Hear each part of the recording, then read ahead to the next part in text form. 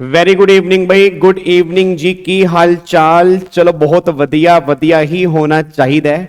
और finally finally finally Shrimati Nirmala Sitharaman ji ने, जो हमारी देश की फाइनेंस मिनिस्टर है, उन्होंने इनकम टैक्स बिल 2025 की कॉपी इशू कर दी है। उसका पीडीएफ अगर आपके पास नहीं आया तो मैं टेलीग्राम चैनल पे डाल दूंगा। बट कुछ बातें जो बहुत इंपॉर्टेंट है बताने की, वो मैं आपको बता रहा हूं जी। अब काफी सारे बच्चे कह रहे हैं सर ये जो बिल है, मतलब जो इनकम टैक्स बिल 2025 जो भी नया आया है, तो ये हमने सुनने में आया कि 1 अप्रैल से एप्लीकेबल हो रहा है। मतलब तुम्हें सुनने में सही आया कि 1 अप्रैल से एप्लीकेबल हो रहा है, बट 1 अप्रैल के आगे ना कोई ईयर भी होता है। अब तुमने बस 1 अप्रैल कहीं सुना और अपना तुम्हारा दिमाग कंफ्यूज हो गया कि सर हमारे एग्जाम में आएगा नहीं आएगा। तो 1 अप्रैल 2026 से ये प्रस्ताव है इसको एप्लीकेबल करने का 2026। और अभी तो हमारा अप्रैल 2025 भी नहीं आया नालायकों। तो आपको मैंने पहले भी कहा था, ये जिनके भी एग्जाम मई 25 में है, जून 25 में है, सितंबर 25 में है, दिसंबर 25 में है, जनवरी 26 में है, उनके एग्जाम में तो किसी काम का है नहीं। उसके बाद अप्रैल 26 से वो अगर एप्लीकेबल करेंगे तो आप ये मान के चलो कि मई 26 में भी हमारे एग्जाम में कवर नहीं होगा। मई और जून 26 में भी हमारे एग्जाम में कवर नहीं होगा। नवंबर 26 के अंदर भी शायद ये नहीं बनेगा, बट उस टाइम तक इंस्टीट्यूट नोटिफिकेशन निकाल देगा। तो जिनके भी एग्जाम अभी हैं वो निश्चिंत हो जाएं कि वो हमारे एग्जाम में एप्लीकेबल नहीं है। 1 अप्रैल 2026 से उन्होंने कहा है हम इसको एप्लीकेबल करना चाहते हैं 2026 से। अब मैं तुम्हें एक बार वो बिल भी दिखा देता हूं। अब इसको ना मैं ये सोच रहा हूं कि डेली बेस पर कुछ ना कुछ मैं आपको अपडेशन देता रहूं। थोड़ा थोड़ा मैंने आज, मतलब ऑब्वियस सी बात है अभी अभी आया है, बट कुछ बातें मैंने यहां पर पढ़ी हैं जो मेरे को बतानी है। एक तो काफी बच्चों का ये क्वेश्चन था कि सर जो टैक्स ऑडिट की पावर पहले चार्टर्ड अकाउंटेंट के पास थी, तो क्या वो पावर अभी सीए के पास ही है या सीएस और सीएमए को भी इन्होंने पावर लिखी है? एक बात वो भी डिस्कस कर लेंगे। और मैं दोबारा बोल दूं, ये अभी बिल है, ये क्या अभी बिल है, ठीक है ना। अभी ये एक्ट नहीं बना, और जब ये एक्ट बनेगा तो उसका नाम क्या होगा? क्या इसका नाम डायरेक्ट टैक्स कोड 2025 होगा, या इसका income tax act 1961 amended bye income tax bill 2025 होगा? इसका नाम क्या होगा वो भी थोड़ा सा मैं क्लियर कर देता हूं। अब सुनो, यहां पे आपको थोड़ा सा मैं आइडिया दे रहा हूं जी। ये आपके सामने एक नया बिल है, अगर आप चेक करोगे इस बिल का नाम क्या है? इस बिल का नाम यहां पे लिखा हुआ है इनकम टैक्स बिल 2025। ये बात ध्यान दो जी। अब इसमें याद आ रहा, पूरे पुराने इनकम टैक्स में आपके टोटल मिला के 298 सेक्शन होते थे। पुराने इनकम टैक्स में टोटल मिला के 298 सेक्शन होते थे, अगर आपको याद आ रहा हो जी। अब अगर मैं नए इनकम टैक्स बिल की बात करता हूं तो इसमें टोटल 536 सेक्शन इन्होंने अगर यहां पे रखे हैं। देखो यहां पे 536 सेक्शन है जी। मतलब वहां पे 298 सेक्शन थे, यहां पे 536 सेक्शन है, ठीक है। उसके बाद अगर मैं नए इनकम टैक्स की बिल की बात करता हूं तो टोटल मिला के 16 शेड्यूल आपके यहां पे निकल के आ रहे हैं। 16 शेड्यूल आपके नए इनकम टैक्स बिल के अंदर है। अब एक बार मैं बताता हूं इसका नाम क्या बनेगा जब ये एक्ट बनेगा, तो इसका नाम क्या बनेगा? तो इसका पता कहां से लगेगा? सेक्शन नंबर 1 से पता लगेगा। अब चेक करो सेक्शन नंबर 1 किसका है। सेक्शन नंबर 1 है short title extend and commencement. तो यहां पे क्या लिखा गया है? दिस एक्ट में be called the income tax act 2025। तो पहली बात तो इन्होंने ये क्लियर कर दिया कि इसको हम डायरेक्ट टैक्स कोड नहीं बोलेंगे, ठीक है। या इन्होंने income tax act 1961 amended bye amendment bill 2025 ऐसा नहीं बोलेंगे। इसका नाम ही बदल जाएगा, और नाम क्या होगा? नया नाम जो होगा वो इनकम टैक्स एक्ट 2025 होगा, जब से ये एप्लीकेबल होगा। और एप्लीकेबल कहां पे होगा? All over India including JNK. Same यहां पर भी एप्लीकेबल है। अब ये पॉइंट बहुत ध्यान से पढ़ना, जो तुम्हें पता लगेगा कि तुम्हारे एग्जाम में एप्लीकेबल भी है नहीं है।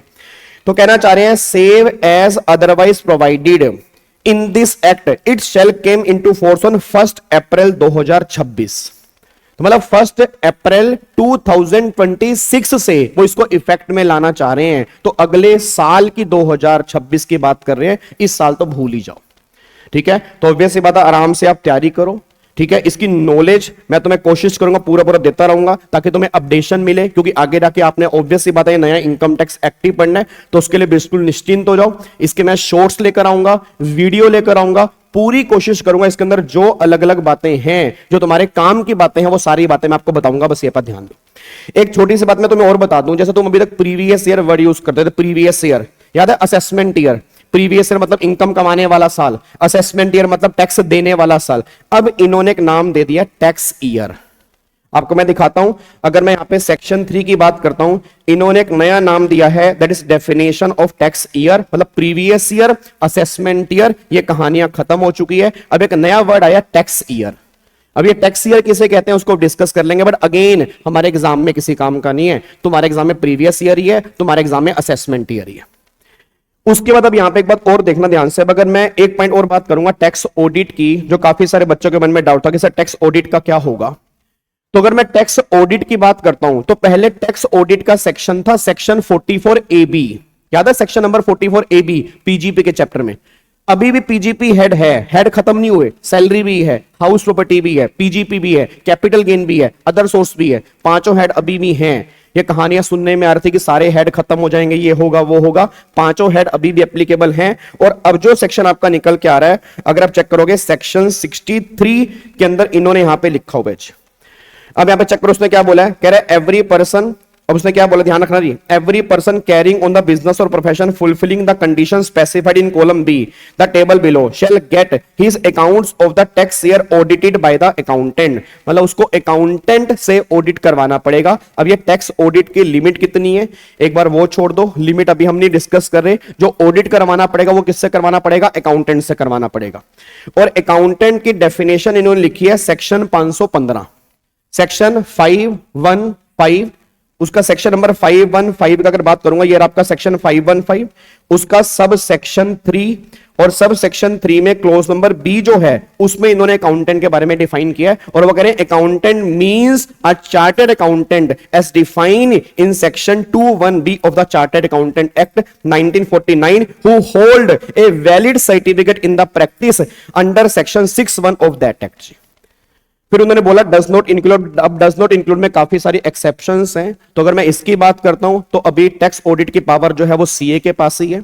इन्होंने अभी यहां पे सीएस और सीएमए को इंक्लूड नहीं किया, ठीक है। अभी बिल है, मे बी इसके अंदर अमेंडमेंट आ सकती है, बट चांसेस थोड़े से कम है। अभी जो पावर टैक्स ऑडिट की है वो भी सीए के पास ही है। जो न्यूज आ रही थी कि सीएस और सीएमए को पावर मिलनी चाहिए, और अकॉर्डिंगली मेरे को लगता है कि उनको भी इक्वल नॉलेज है, बट अभी के लिए पावर जो है ओनली सीए के पास ही है। सीए जिनके पास सर्टिफिकेट ऑफ प्रैक्टिस है वही अभी टैक्स ऑडिट कर पाएंगे, सीएस और सीएमए को यहां पे इंक्लूड नहीं किया। क्या बात मेरी समझ में आ रही है? पक्का पक्का। तो ये छोटी छोटी बातें थी मेरे को आपको बतानी थी। मेन बात क्या थी, एप्लीकेबिलिटी। एप्लीकेबिलिटी 1 अप्रैल से हो रही है, बट 1 अप्रैल 2026 से एप्लीकेबिलिटी की बात हो रही है। 25 तो कहीं पिक्चर में ही नहीं है। ऑब्वियसली बात है 25 तो हो भी नहीं सकता था, ठीक है ना, 2026 ही हो सकता था। और नया नाम क्या होगा, सारे बच्चे बोलो नया नाम क्या होगा? नया नाम होगा इनकम टैक्स एक्ट 2025। इस नए एक्ट का नाम होगा।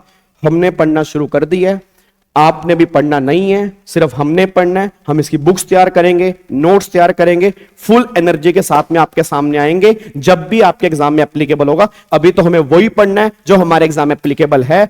और ऐसी अपडेशन के लिए आप इस चैनल से कनेक्ट रहें। बहुत जल्दी इसके मैं शॉर्ट्स स्टार्ट करूंगा, इसकी छोटी छोटी वीडियो स्टार्ट करूंगा, और इस सीरीज का नाम हम कुछ अलग लेके आएंगे, क्योंकि ये प्रैक्टिकल लाइफ में हमारे काम की होगी, बट एग्जाम में किसी काम की नहीं होगी।